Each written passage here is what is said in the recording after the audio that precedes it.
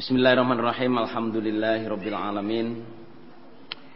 Asyhadu an la ilaha illallah, asyhadu anna Muhammadan abduhu wa rasuluhu sallallahu alaihi wasallam wa ala alihi wa ashabihi amma ba'd. Jamaah, saya enggak menyuruh nulis, tapi sama kira-kira sendiri mau nulis yang mana. Jamaah suami istri. Ya, suami istri itu cobaan yang terpanjang dan melelahkan untuk orang yang ingin masuk surga selamat dari neraka. Bagi orang yang tidak tahu ilmunya. Jadi menuju surga ini, jamaah, menuju surga ini banyak cobaan. Ya toh, banyak cobaannya. Cobaan gegeran, cobaan harta, cobaan ternaknya, tanamannya, cobaan takut, cobaan gegeran. Tapi ada cobaan yang mestinya kita bisa mempersiapkan, tapi banyak jamaah yang tidak mempersiapkan.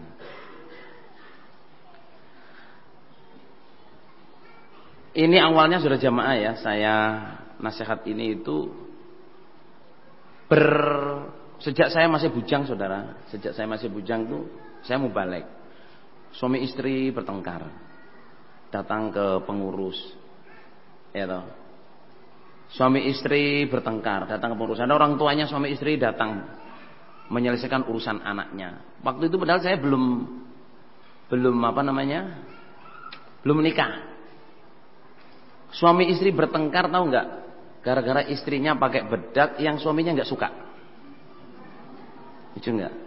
Saya kalau cium itu pusing saya.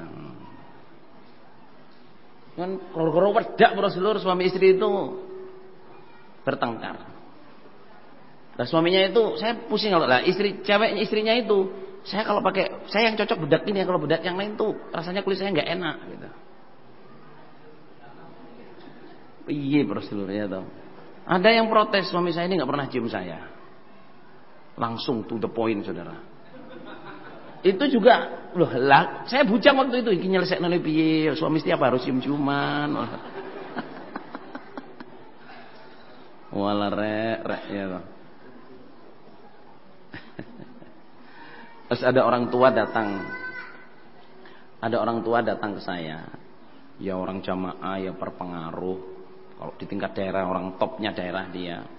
Ya berpendidikan. Ya, berpendidikan. Beliau datang ke saya itu nangisi anaknya dan nangisi dirinya sendiri. Mas Emir, saya tidak mempersiapkan anak-anak saya untuk menjadi suami dan istri yang baik. Sampai hari ini saya masih menuai perbuatan saya. Saya hanya siapkan anak saya itu sekolahnya bagus di luar negeri. Saya kasih fasilitas, saya kayak apa saja. Menikah pun tidak. Kalau kita ngomong nikah itu ngomong tabu. Nanti kalau udah selesai sekolah.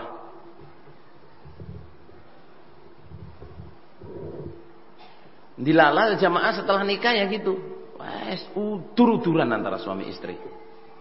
Yang suaminya ngolokkan istrinya, yang istrinya ngolokkan suaminya. Udur-uduran. Sejarah. Halo. Kok ngomong? Apa itunya bunyi, Mas? Udah, Mas. Oh. Jadi udur-uduran itu bertengkar. Nah, terus akhirnya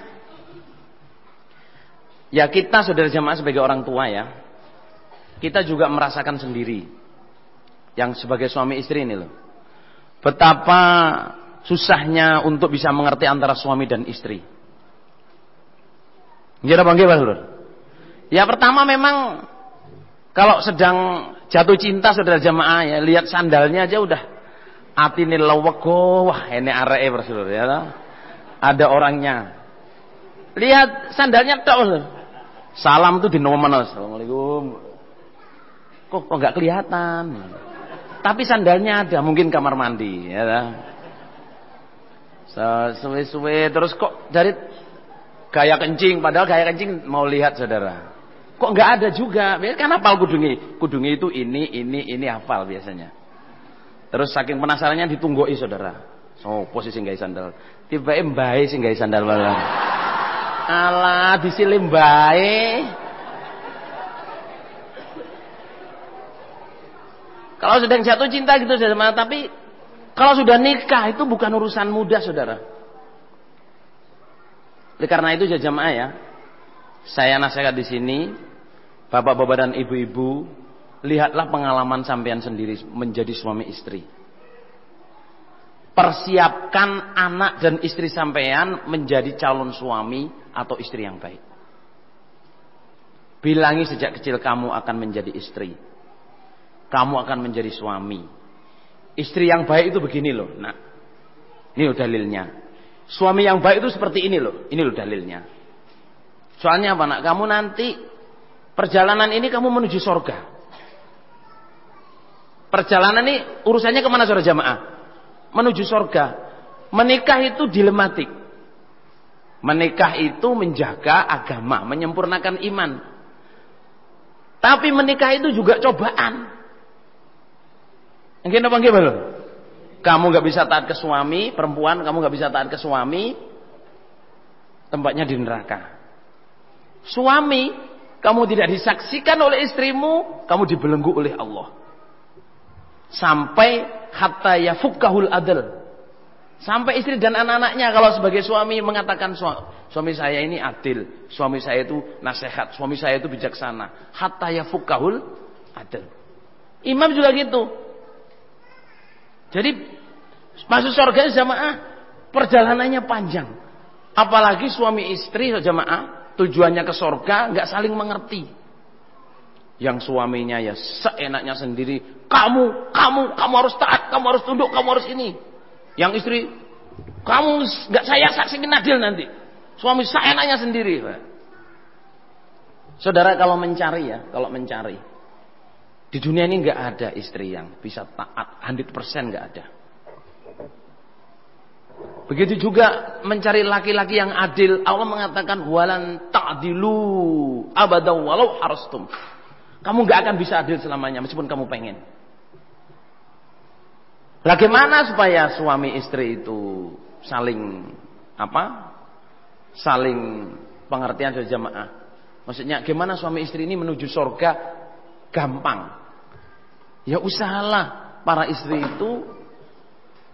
itu memaafkan kekurangan suaminya, suami memaafkan kekurangan istri.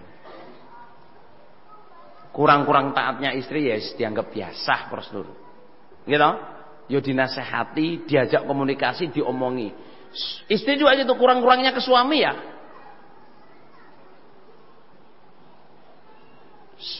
Suami kurang apa dikit ya. Sama tuh nggak pernah nasihat toh mas, marah aja. Buat duduk nasihat, ayo saya tulisin. Jadi istrinya yang nulisin, saya tulisin. Coba cuman baca, istriku sayang, aku harus manggil kamu sayang. Aduh, astagfirullah. Manggil istrinya sayang tidak mau saudara. Ini saya juga pernah ini menyelesaikan urusan jamaah. Suami saya itu manggil saya itu nama. Saya itu pengen dipanggil Dik, darling, modar railing ya. Wah, sayang apa gitu manggil nama. Itu ya jadi itu saya waktu SMA saudara, belum kuliah. Piye apa nek suami istriku ya kudu panggile ya kudu ngapi. Tapi saya belajar dari banyak jadi mubalek itu banyak menyelesaikan urusan jamaah itu. Oh ngene ta jadi suami istri itu. Ternyata kita perlu mempersiapkan anak-anak kita menjadi suami atau istri yang baik. Dan saudara jamaah, Tarbiyatul Aulad ya, yang ditulis oleh para ulama mangkul kita, mendidik anak itu yang top, yang pertama itu ternyata mempersiapkan anak untuk menjadi suami dan istri yang baik. Saya itu mengharap waktu saya membaca Tarbiyatul Aulad itu pertama itu ya takwa kepada Allah ini enggak. Yang pertama paling top itu mempersiapkan anak untuk menjadi suami dan istri yang baik. Dan ini perkara besar. Ditulis di situ tuh hadza amrun azim. Hadza amrun muhimmah.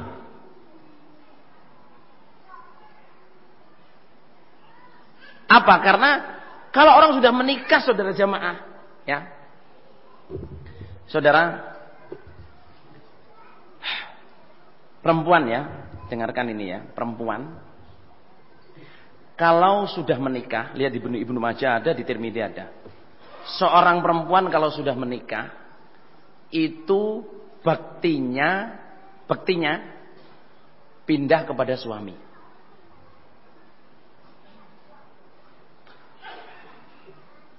Ini bukan berarti perempuan itu memutus hubungan family dengan bapak ibunya, enggak. Ini maksudnya orang tuanya perempuan ini tidak boleh ikut campur kebijakan rumah tangga menantu laki-lakinya. Ikut ngeriwuin, kalau beli mobil beli ini aja. Dok, bilangin suamimu suruh beli mobil ini, bagus. Bu, kalau bikin rumah itu gini. Sejamaah itu nggak pantas. Kalau orang punya ilmu Quran hadis tidak akan seperti itu.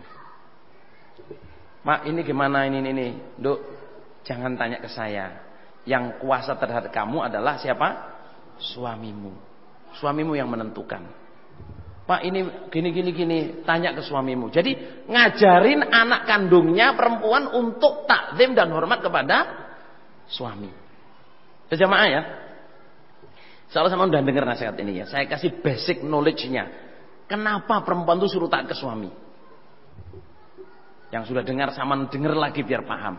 Kenapa sih perempuan kok disuruh taat ke suami? Judulnya di mana?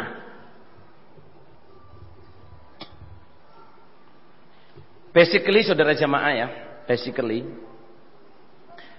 perempuan suruh taat ke suami ini aslinya itu keadilan Allah.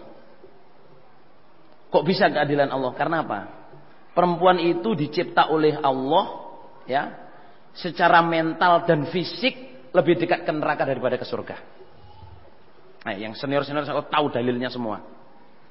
Perempuan itu dicipta oleh Allah mentally dan physically, mental dan fisiknya itu lebih dekat ke neraka daripada ke surga. Dan kebanyakan penghuni neraka adalah perempuan. Setiap bulan harus men. Kita panggil balon. Setiap bulan harus men. Dan perempuan itu kalau udah emosi itu berani neraka. Wani neraka nih. Perempuan itu berani nerakanya, saudara. Lah, perempuan itu sama yang saya terangkan.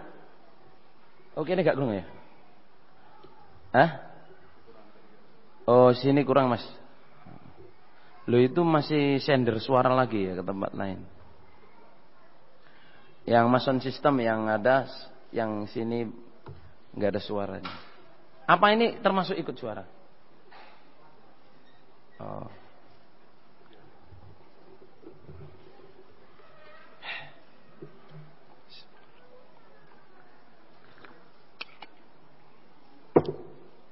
Perempuan itu sudah jamaah dibuat oleh Allah secara mental dan fisik itu lebih dekat ke neraka daripada ke surga. Setiap bulan ya mens. Hamil, sudah jemaah yang hamil ya perempuan. Ya toh? Yang hamil perempuan. Habis itu hamil melahirkan, yang nyusui ya perempuan. Yang dibuat dekat hatinya kepada anak oleh Allah itu ya perempuan. Ya toh? Yang berani emosi, kadang neraka ben, ya perempuan. Yang bisa nekat ya toh, semaput jatuh dari sepeda motor saudara jamaah itu perempuan. Laki-laki enggak bakal. Lu kok ada sejamaah. Digonceng suaminya, terus suaminya itu nyebut wayuh loh, langsung blek. Lah terus ditanyain suaminya, "Lu kenapa Dik sampean itu kok tadi kok jatuh itu?" "Ya saya itu terkejut Mas, sama ngomong wahyu itu langsung saya pingsan." Lah pingsan iso cerita Bro. Ya Allah, pokoknya perempuan tuh ya jamaah suka bisa cemberut, ya toh, nggak suka bisa tersenyum itu perempuan. Piye iku? Lanang gak iso mbayangno, Bro. Perempuan tuh suka saudara jamaah bisa cemberut. Ya toh? Enggak suka bisa tersenyum tapi enggak suka. Nah, itu perempuan saudara. Makanya itu sejamaah perempuan itu susah ditebak. Yang jelas itu sejamaah perempuan itu lebih dekat ke neraka daripada ke surga. Kalau ibu saya menggambarkan perempuan tuh ya, ibu saya ini nasihatin ke anak-anaknya itu, perempuan tuh kayak kera mencari belalang. Kera mencari belalang. Artinya apa? Pahalanya itu banyak sebenarnya. Ambil kera itu, ambil belalang, kan bisa taruhnya di sini saudara. Ketiaknya kan, ambil lagi. Nah, buka ketiaknya gini lagi. Dipikir banyak dapatnya, yang satu tadi udah terbang kan? Ambil lagi, lah buka lagi, taruh sini lagi. Artinya perempuan tuh pahalanya banyak, tapi karena emosi, mas sama nggak tahu tuh, saya ini, bisa gitu saudara. Jadi pahalanya hilang.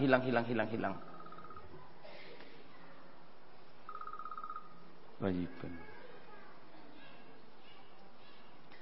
Jamaah, ntar nggih niki enten Pak Toyibun, telepon. Mas iki sing nasihat, Mas. Halo. Assalamualaikum. Yip. Iya. Nasihat iki jan. Pengajian.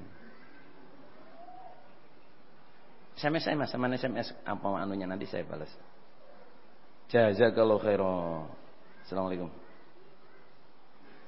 Pak Dr. Andes Haji Muhammad Toyibun MH MM MLM enggak MLM.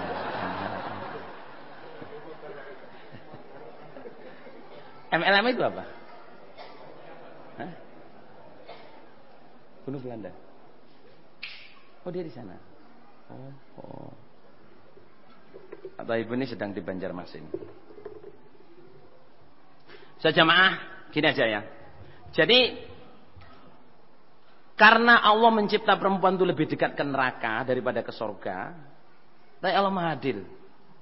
Allah Maha Adil. Maha Adilnya Allah menciptakan seorang makhluk, seorang suami. Perempuan itu diciptakan apa? Allah menciptakan untuk perempuan makhluk yang berupa seorang suami. Perempuan kalau punya suami, saudara jamaah, itu masuk surganya yang dihisap cuma 4. Idza sholatil mar'atu khamsaha wa shamat syahraha wa hafidhat farjaha wa ata'at zaujaha qila laha dukhulil jannah. Cuma 4. Jadi seorang perempuan, ketika seorang perempuan sholat 5 waktu, puasa Ramadan, jadi dia menjaga sholatnya, menjaga puasanya, menjaga farjinya, tidak pernah zina, dan taat ke suaminya, itu oleh Allah dikatakan qila laha dukhulil jannah. Gak diurus yang lain-lain, gak diurus oleh Allah. Sholat 5 waktu, puasa, tidak mengkhianati suaminya, misalnya tidak berzina, terus taat ke suaminya, full stop. Oleh Allah yang lain-lain gak dihisap, gak dihitung. Tapi kalau perempuan datang sendiri kepada Allah mengandalkan amalannya untuk bisa masuk surga, wabot. Wabot saudara. Apa abotnya saudara? Ya berat. Saudara, ini saya cerita waktu SMA. SMA saya di Jombang. Saya sangat kita semua yang datang di situ sangat terharu dan menangis. Apa itu? Jadi ada pengantinan besar saudara, pengantinan pesta besar itu. Kebetulan menikahnya itu nggak ND langsung di situ. ND-nya langsung KUA-nya itu, yang nikahin bapaknya. Lah, bapaknya itu nasihat yang membuat orang yang hadir semua itu nangis sesegukan. Itu menanyai anak kandungnya perempuan itu, "Nduk, saya bertanya kepada kamu, jawab sejujurnya. Apakah kamu betul-betul mencintai calon suamimu ini? Apakah kamu suatu saat dalam keadaan capek, payah, tidak menyenangkan, kamu tetap bisa menghormat dan taat kepada suamimu? Kamu kira-kira bisa enggak akan setia kepada suamimu sampai ajal matimu? Karena apa, Nduk? Berapa detik ini nanti, berapa menit ini nanti, setelah kamu saya nikahkan dengan laki-laki ini, baktimu kepada saya itu sudah putus. Yang kuasa menyaksikan surga nerakamu adalah calon suamimu ini, kalau nanti menjadi suamimu. Kalau hatimu masih ragu-ragu, nak, kamu bilang enggak, Bapak rela. Semua pesta besar ini Bapak rela, hilang tidak apa-apa. Bapak tidak merasa rugi, asal Bapak tidak kehilangan anak. Di bawah laki-laki yang tidak bisa membawa kamu ke surga, dan di bawah laki-laki yang kamu masa depan tuh mungkin kamu nggak bisa taat. Ya semua orang nangis dan dia sendiri juga menangis, saudara. Bagaimana, Nduk? Kamu masih melanjutkan pernikahan ini? Apa jawabnya? Iya. Iya, berkali-kali iya. Setelah begitu, baru bapaknya nasihati suaminya. Mas, kira-kira kamu bisa mencintai perempuan anak kandung saya ini enggak, seandainya dia menjadi istrimu? Seandainya, masih saudara. Bisa enggak kamu memaafkan kekurangan-kekurangannya nanti? Bisa enggak kamu tetap menyaksikan dia baik, memaafkan kekurangannya, menerima apa adanya? Kalau kamu tidak bisa, punya keraguan, kamu enggak usah segan untuk bilang enggak. Dan saya tidak akan menuntut ganti rugi pesta sudah terjadi seperti ini, saya enggak akan menuntut rugi kamu. Karena saya tidak mau anak saya dinikahi orang laki-laki yang tidak bisa memaafkan istrinya, orang laki-laki yang tidak bisa menyaksikan baik istrinya, orang laki-laki yang tidak bisa menerima istrinya apa adanya. Semua orang menangis, saudara. Termasuk saya, saudara. Maksudnya, Masya Allah, betapa beruntungnya ini orang laki-laki punya istri, bapaknya bijaksana. Betapa beruntungnya perempuan ini punya bapak yang sangat bijaksana seperti ini. Jamaah, yang saya lihat di situ itu, orang ini ternyata urusan pernikahan itu urusan krusial, saudara. Suami istri itu urusan krusial. Dan dia mempersiapkan betul anaknya untuk menjadi istri yang baik. Kan dia nasihatin anaknya, bisa nggak kamu menerima suamimu? Dan dia mencari menantu yang menanyakan betul, bisa nggak kamu menerima apa adanya anak saya? Memaafkan kesalahannya, menyaksikan baik.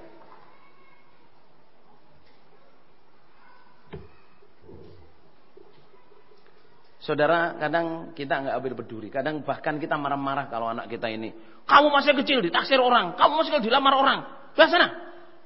Makanya jangan lembeng, ini dilamar ini loh. Jadi dilamar orang, anaknya dimarahin. Katanya lembeng, kemenyek, kemendol, juga jemek, iwak kontol. Kok iso iwak ndok Mas lho, iwak mendol. Kadang orang itu anaknya dilamar orang masih kecil, betul. Jangan genit, sana masuk. Anak saya masih kecil Mas, nggak usah dilamar-lamar. Iya. Pengurusnya dimarahin. Sama tuh jangan ngelancarin anak saya masih kecil, masih pengen sekolah, pengen ini, pengen ini. Pengurusnya dimarah-marahin. Padahal pengurusnya sak dermo Rasulullah. Nggih napa nggih, Mas? Sak dermo. Nek iso ya dilamar dhewe Rasulullah. Nek iso dilamar dhewe. Astagfirullahaladzim. Kadang saya masalah ibu-ibu kalau punya anak ya, kalau dilamar orang, sadarlah bahwa anakmu dilihat orang sudah gede. Nggih? Dilihat orang sudah gede. Syukur ada yang lamar. Jangan istirja. Ya toh, innalillahi, anakku kok dilamar. Syukur, alhamdulillah anakku ada yang lamar.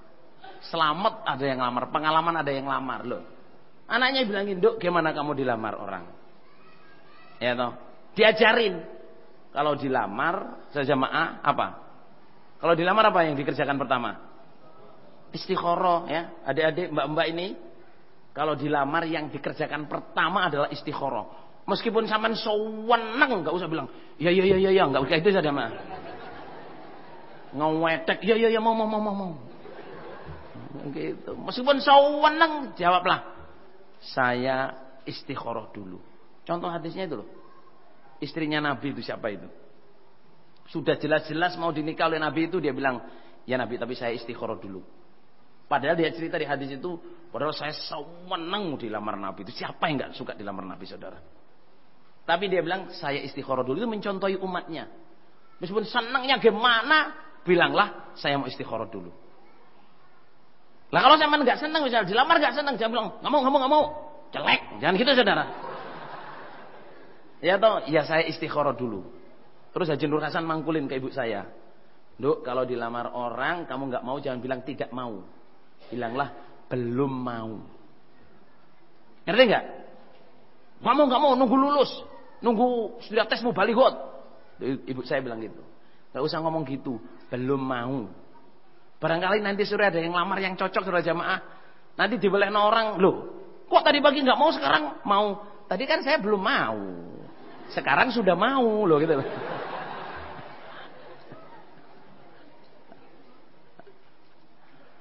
Jadi kalau dilamar saudara jamaah yang pertama dikerjakan adalah istikharah. Meskipun sewenang saudara jamaah, seorang istikharah. Saya tak istikharah dulu ya, tapi jangan pergi-pergi, saya istikharah dulu. Padahal mau jawab iya saudara. Istikharah dulu. Terus kita saudara jamaah mau menikah. Ya, adik-adik semua ya. Kita mau menikah itu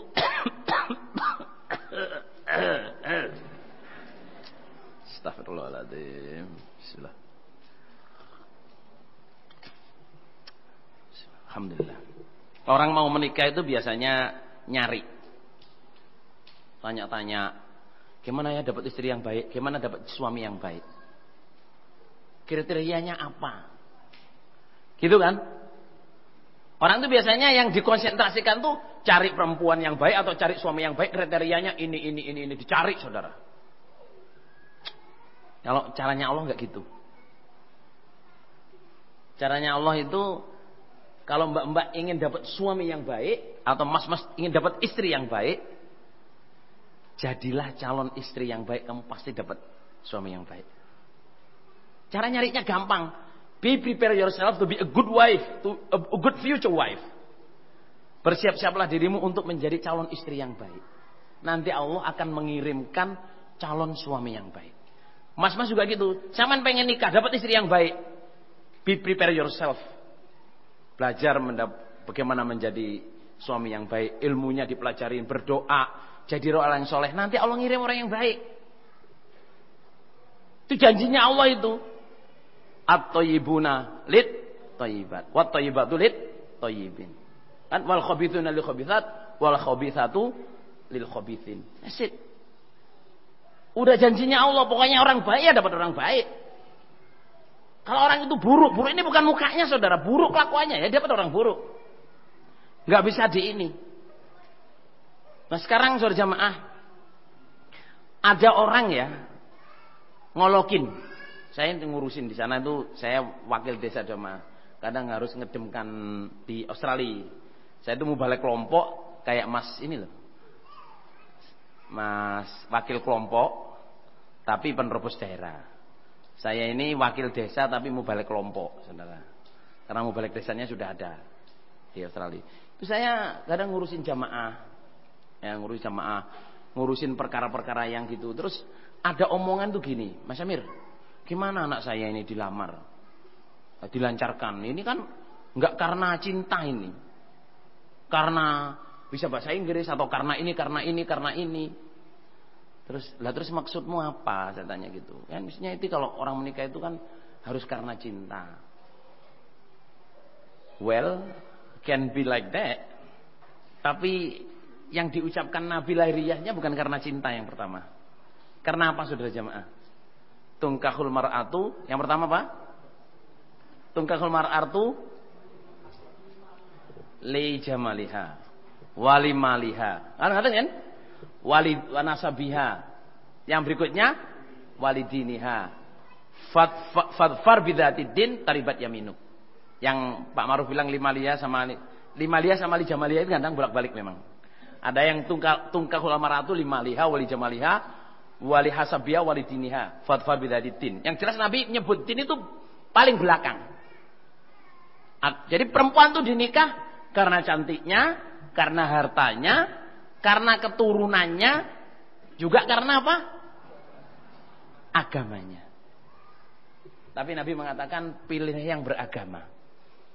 Artinya ini ngomong, kalau ngomong kriteria saja maksud saya itu, kalau orang menikah, wah itu dilamar orang kaya mau pakai mobil, dilamar saya pakai sepeda nggak mau, panjane matre, padahal kamu ganti mobil ya.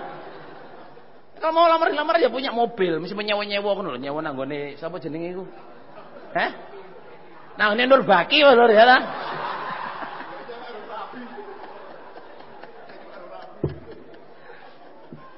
Nyewa nang ngene Cak Nur Baki ngono ge nglamar lho. Jadi menikah karena itu tidak apa-apa saudara. Ya atau bahkan kalau orang boleh bilang itu, do not marry the women you love, but love the women that you marry. Jangan menikahi perempuan yang kamu cintai, tapi cintailah perempuan yang kamu nikahi. Iya maksudnya Lur. Kadang cinta itu tidak bisa menjadi wujud saudara. Ya cinta tapi gak sudah dibujuni. Gak apa-apa kodar saudara. Mungkin apa gimana Lur? Tapi cintailah perempuan yang kamu nikahi, itu istrimu. Maksudnya ini pelajaran besar saudara. Kalau udah nikah, jangan lihat loh. Saya dulu pernah dilamar itu loh, Mas Amar pernah dilamar itu. Lah apa kamu nggak mau? Nggak tahu. Sebenarnya ya ganteng orangnya ya Mas ya. Tahu nyonai cangkemnya Lur ya. Ngapain ngomong gitu saudara? Ya toh. Yes, kalau sudah jadi suaminya, cintailah suamimu. Kalau sudah jadi istrinya, ya cintailah istrimu. That's it. Yang lalu itu berlalu saudara, duduk jodohmu. Ya toh, tujuan kita ini masuk surga. Gitu. Wa'lamu annallaha yahulu bainal mar'i wa qalbi. Ketahuilah Allah itu menutup antara seseorang dan hatinya. Tidak semua kemauan kita itu ya tercapai.